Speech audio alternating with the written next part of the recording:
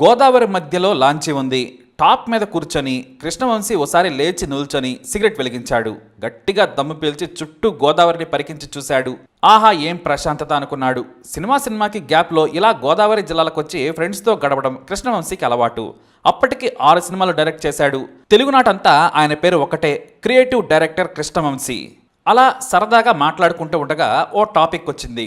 అదే ఫిరోజ్ గాంధీ, ఇందిరాగాంధీ, సంజయ్ గాంధీ, రాజీవ్ గాంధీ.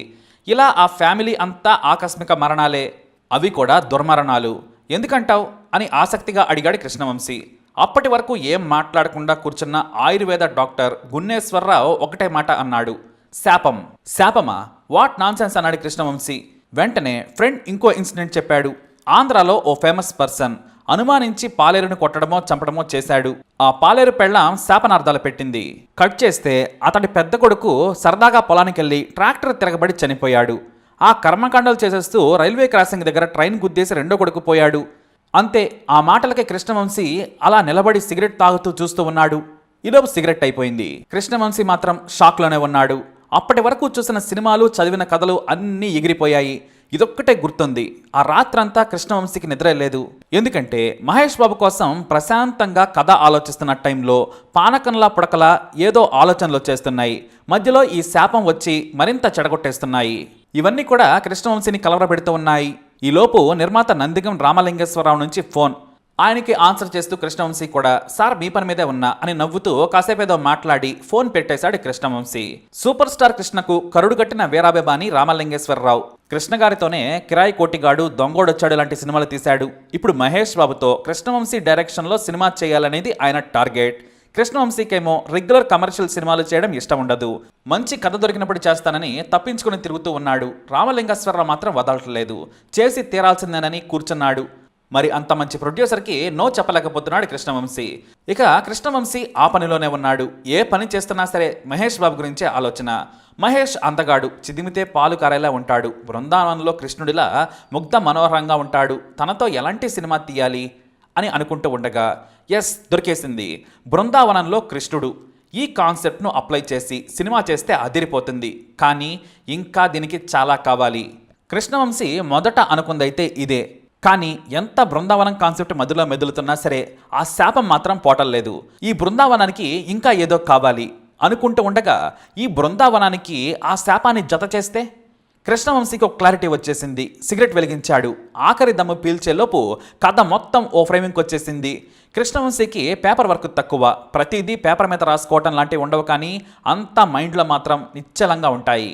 ఇక కృష్ణవంశీకి విలన్ దొరికేశాడు. ఆ విలన్నే శాపం.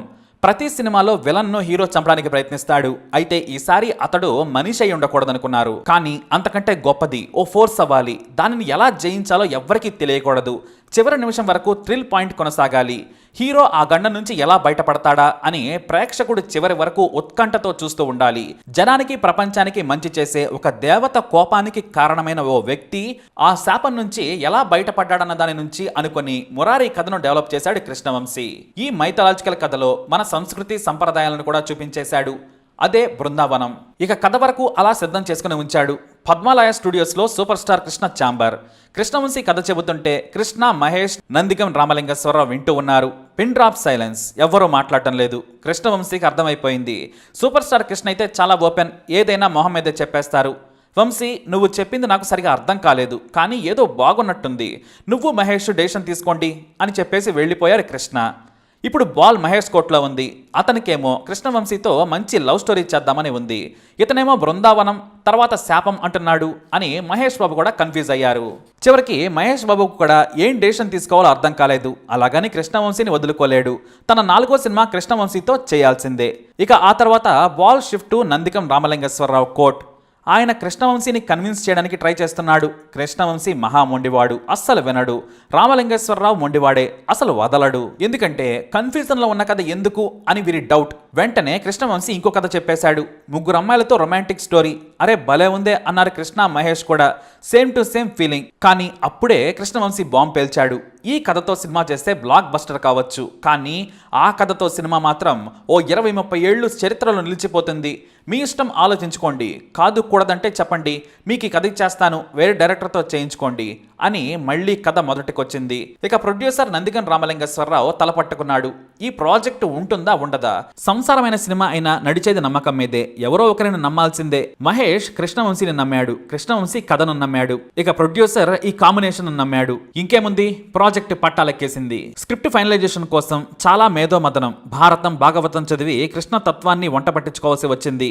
కృష్ణుడు, యశోద, పాండవులు, బలరాముడు, దుర్యోధనుడు, శిశుపాలుడు ఇలాంటి క్యారెక్టర్స్ అన్నింటినీ సోషలైజ్ చేసేశాడు. రుక్మిణి, సత్యమామ పాత్రలను కలిపి హీరోయిన్ పాత్రను డిజైన్ చేసేశారు.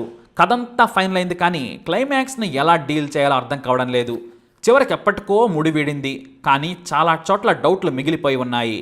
అమ్మవారి శాపాన్ని ఎక్కువ హైలైట్ చేస్తున్నామా అనేది పెద్ద డౌట్. కృష్ణవంశీ తన గురువు సిరివెన్నెల సీతారామ శాస్త్రిని కలిశాడు. ఆయన కృష్ణవంశీ డౌట్లన్నీ తీర్చేశారు. ఇప్పుడు కృష్ణవంశీకి ఫుల్ క్లారిటీ. టైటిల్ ఏంటి? కృష్ణ ముకుంద మురారి అనుకున్నారు. అయితే ప్రొడ్యూసర్ ఒకటే అన్నారు, మురారి అని సింపుల్గా పెడితే బెటర్ కదా అని. కృష్ణవంశీ ఓకే చేసేశారు. సినిమా నిండా ఆర్టిస్టులే. కొందరు కొత్త వాళ్ళు, ఇంకొందరు హేమహేమీలు. కైకాల సత్యనారాయణ, లక్ష్మి, గొల్లపూడి మారుతీరావు ఇలా చాలామంది కావాల్సిన వారు వచ్చారు. బామ్మ పాత్రకేమో పెద్ద తలకాయ కావాలి. హుటాహుటిన బెంగళూరు వెళ్లి షావుకారి జానకికి కథ చెప్పారు, కానీ ఆమె 40 రోజుల పాటు డేట్లు కష్టమని చెప్పేసింది. ఫైనల్గా సుకుమారి సెలెక్టెడ్. మలయాళంలో సీనియర్ యాక్ట్రెస్ ఆమె. ఒకప్పటి ప్రసిద్ధ దర్శకుడు ఏ భీమ్ సింగ్ గారి వైఫ్. మహేష్ పక్కన హీరోయిన్ అంటే చాలా చాలా క్యూట్గా ఉండాలి. మరి డ్రీమ్ గర్ల్ హేమమాలిని కూతురు ఇషా డియోల్ అయితే బాగుంటుందనిపించింది. దగ్గరికి వెళ్ళి అడిగితే రెమ్యునరేషన్ ఎంత ఇస్తారనేసింది. వెంటనే డ్రాప్ చేసేశారు. ఆ తర్వాత సోనాలి బెంద్రే రెఫరెన్స్ వచ్చింది. హిందీలో బాగా బిజీగా ఉంది, తెలుగులో చేస్తుందా లేదా అనేది డౌట్. హైదరాబాద్లో ఫ్రెండ్ పెళ్లికి వచ్చి కృష్ణవంశీ దగ్గర కథ విని మారు మాట్లాడకుండా కాల్ షీట్స్ ఇచ్చి వెళ్ళిపోయింది. ఫుల్ ట్రెడిషనల్ సినిమా ఇది, విలేజ్ అట్మాస్ఫియర్. ఇక్కడ మరీ ముఖ్యంగా ఆర్ట్ డైరెక్టర్ అంటే గట్టివాడు కావాలి. శ్రీనివాసరాజు ఇలాంటి వాటిల్లో సమర్థుడు. కృష్ణవంశీ కథ చెప్పగానే ఆయన స్కెచ్లు వేసేశాడు. హీరో ఇల్లు, హీరోయిన్ ఇల్లు చాలా పెద్దగా ఉండాలి, లంకంత కొంపలు కావాలి అని కేరళ వెళ్ళొచ్చేశారు. కానీ ఇంతమంది ఆర్టిస్టులతో అంత దూరం వెళితే బడ్జెట్ తడిసి మోపెడవుతుంది. కాబట్టి హైదరాబాద్లో రామానాయుడు సినీ విలేజ్లో సెట్స్ వేస్తే బెటర్. ఇంకా కావాలంటే రామచంద్రపురంలో రాజావారి కోటలో ఓ షెడ్యూల్ ప్లాన్ చేసుకోవచ్చు. ఇక సినిమాకి ఇంపార్టెంట్ సీన్స్, టెంపుల్ సీన్స్. 3 తరాల నేపథ్యానికి సంబంధించి సీన్లు అక్కడే తీయాలి. అంటే చాలా పురాతనమైన టెంపుల్ కావాలి. ఇప్పట్లో లాగానే గూగుల్ మ్యాప్స్, ఇంటర్నెట్స్ అందుబాటులో లేవు కాబట్టి చాలా ఎంక్వైరీలు చేశారు. ఫైనల్గా కర్ణాటకలోని బదామియాలో వీళ్ళు కోరుకున్న పురాతన గుడి దొరికింది. ఒకేసారి అక్కడికి వెళ్ళి సీన్లు తీయడం కష్టం కాబట్టి 4-5 సార్లు వెళ్లాల్సిందే. అంటే అది కూడా బడ్జెట్ మోపిడవడమే. అందుకే శంషాబాద్ టెంపుల్కి ఫిక్స్ అయిపోయారు. రకరకాల సెటప్స్ అన్నీ శ్రీనివాసరాజే అరేంజ్ చేసి పెట్టారు. ఇక ఆ తర్వాత ఓ ఏనుగు కావాలి. ఇక్కడెక్కడ దొరకదు, కేరళ నుంచి దిగుమతి చేసుకోవాల్సిందే. రావడానికి వారం రోజులు పడుతుంది. అయినా సరే వెయిట్ చేసి మరీ దాన్ని రిసీవ్ చేసుకున్నారు. ఇలాంటి సినిమాకు సీనియర్ కెమెరామెన్ కావాలి, కానీ కృష్ణవంశీ మాత్రం సి రాంప్రసాద్ను తీసుకున్నారు. ఆయన అప్పటికీ ఓ చిన్న సినిమా మాత్రమే చేశాడు, కానీ ఆ టాలెంట్ని గుర్తించాడు కృష్ణవంశీ. ఇక మ్యూజిక్ డైరెక్టర్గా మణిశర్మ బెస్ట్ చాయిస్ అని అందరూ ఫీల్ అయ్యారు. 5 నెలల షూటింగ్, రోజుకి 12 గంటలు తక్కువ పని చేయలేదు. అంతమంది ఆర్టిస్టులతో సెట్ అంతా సందడిగా ఉండేది. కృష్ణవంశీకి స్క్రిప్ట్ అంతా మైండ్లోనే ఉంది కాబట్టి నో కన్ఫ్యూజన్. అంతమంది ఆర్టిస్టుల్ని సింగిల్ ఫ్రేమ్లో ఇరికించడానికి ఎక్కడా తడబాటు లేదు. ఆర్టిస్టులు కూడా బాగా ఇన్వాల్వ్ అయిపోయి పనిచేస్తున్నారు. మహేష్ బాబు అయితే ఫస్ట్ డే నుంచే క్యారెక్టర్లో పరకాయ ప్రవేశం చేసేశాడు. కృష్ణవంశీ టేకింగ్కి ఫిదా అయిపోయాడు. 104 డిగ్రీల జ్వరంలో కూడా గోదావరి ఒడ్డున ఓ ఫైటు ఓ పాట చేశారు. నందిగం రామలింగేశ్వరరావు తన ప్రొడక్షన్ టీంకి ఒకటే ఆర్డర్ వేశాడు, కృష్ణవంశీ ఏది అడిగినా అరేంజ్ చేయండి, ఎక్కడా లోటు రాకూడదు. ఈ ఒక్కటే మాట. దీంతో కృష్ణవంశీ ఎక్కడా టెన్షన్ లేకుండా సినిమాని కంప్లీట్ చేయగలిగాడు. అంతా బాగానే ఉంది, కానీ సినిమా కలర్ఫుల్గా తయారవడానికి ఒక్కటే అడ్డొచ్చింది. అదే ఫైనల్ సాంగ్. మురారిలో ఓ పాట మీకు గుర్తుండే ఉంటుంది, అలనాటి రామచంద్రుడి పాట. ఇది పెళ్లి వేడుకల్లో ఎప్పటికీ మారుమోగుతూనే ఉంటుంది. అయితే ఈ పాటను క్లైమాక్స్ ముందు వద్దని అందరూ అన్నారు, కానీ కృష్ణవంశీ మాత్రం వినలేదు. సూపర్ స్టార్ కృష్ణ మాత్రం ఇప్పుడిప్పుడే మహేష్ బాబు హీరోగా ఎదుగుతున్నాడు కాబట్టి క్లైమాక్స్ సాంగ్ ఏదైనా మాస్ సాంగ్ అయితే బాగుంటుంది, ఈ సాంగ్ ఎక్కడైనా మధ్యలో పెడదామన్నారు. కానీ కృష్ణవంశీ అస్సలు వినలేదు. మురారికి ముందు మహేష్ బాబుకి 2 ఫ్లాపులున్నాయి. దీంతో ఈ సినిమాపై భారీ అంచనాలు ఏర్పడ్డాయి. మన తెలుగు కమర్షియల్ సినిమా ప్రకారం క్లైమాక్స్ ముందు మాస్ సాంగ్ ఉండాలి, కానీ ఈ అలనాటి రామచంద్రుడి పాట క్లైమాక్స్ లో సెట్ కాదని అందరూ వాదించేశారు, వద్దని చెప్పేశారు. ఇక మహేష్ బాబు సైతం మొహమాటంతో చెప్పలేని పరిస్థితి. కృష్ణ మహేష్ బాబు ప్రొడ్యూసర్ మళ్ళీ కూర్చున్నారు. ఆ సాంగ్ పంచాయితీ ఎంతవరకు వినడం లేదు. కృష్ణవంశీ మాత్రం వినడం లేదు. చివర్లో మాస్ సాంగ్ లేకపోవడం కరెక్ట్ కాదు కదా, అనవసరంగా ప్రయోగం చేస్తున్నామేమో అని అన్నారు కృష్ణ. అప్పుడు ఒకటే అన్నారు కృష్ణవంశీ, సార్ ఇప్పుడు మన ముందు రెండే ఆప్షన్లు ఉన్నాయి. ఒకటి, ఈ సినిమా పాటను నన్ను చేయనీయటం. రెండోది, ఈ సినిమాను ఇక్కడే వదిలేసి వెళ్ళిపోతాను.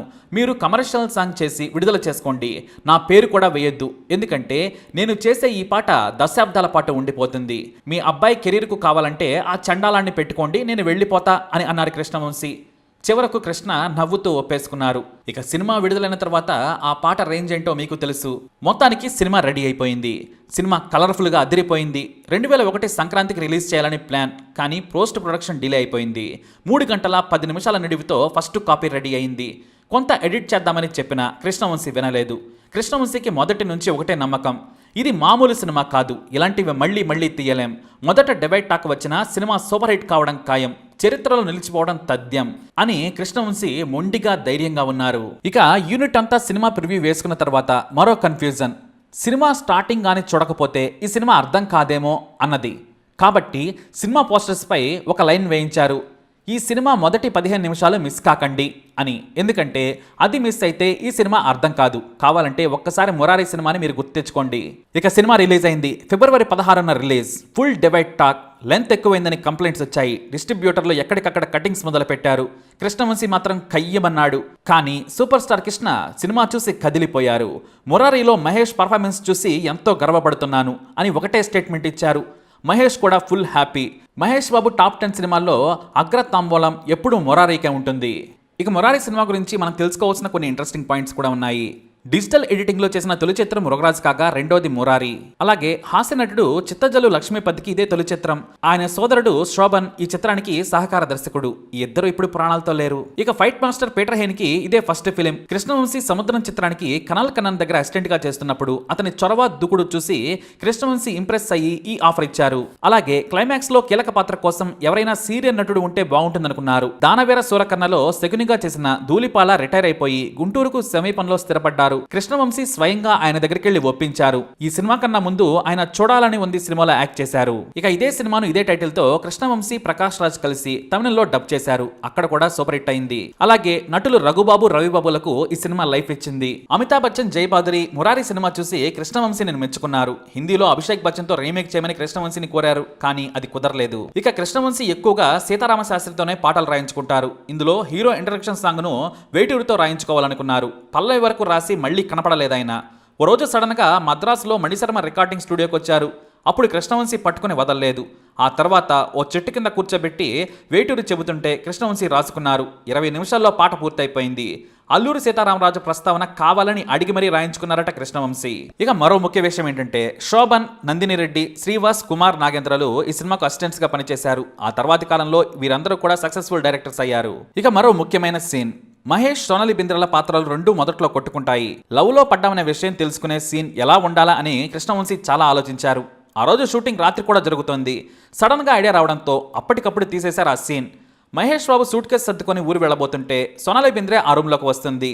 ఆమెను చూడగానే మహేష్ సూట్ కేసు విసిరేసి ఆమెను గట్టిగా హక్ చేసుకుని వెళ్ళిపోతాడు. ఆ సీన్ సినిమాకే హైలైట్. ఇలా కృష్ణవంశీ మురారి సినిమాకి మరపురాని గుర్తులు ఎన్నో ఉన్నాయి. మరి మురారి ఫ్లాష్ బ్యాక్ మీకు నచ్చినట్లయితే ఈ వీడియోని లైక్ చేయండి, షేర్ చేయండి, మా ఛానల్ని సబ్స్క్రైబ్ చేసుకోండి.